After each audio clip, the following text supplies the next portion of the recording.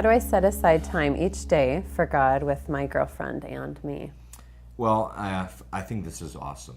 I think that what you're recognizing, first of all, is there's got to be a foundation of doing life God's way. And it can't be more emphasized that when you're in a relationship with someone, you still have to make sure that your major desire is to grow yourself, Yeah.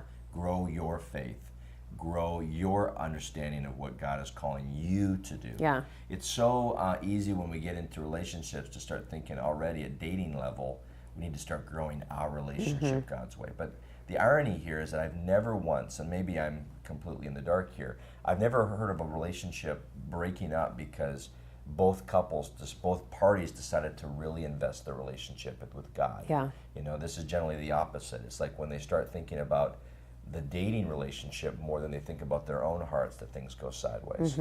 So I love that first. Make sure you're investing in your own heart. But then do something together on a regular basis that gets you into a conversation about faith.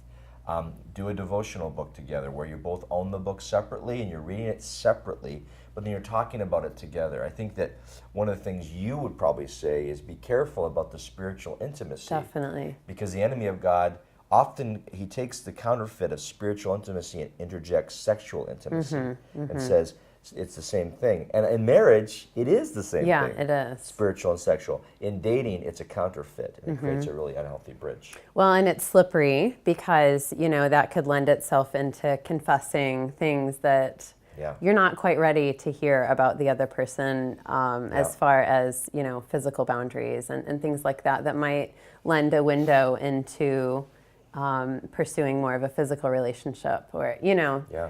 So I think that's a great word. And finding, you know, girl groups for the girl and guy groups for the guy that you can be really feeding your soul in that way and developing your walk independently. And this isn't necessarily part of the question, but I would throw an extra prescription in here.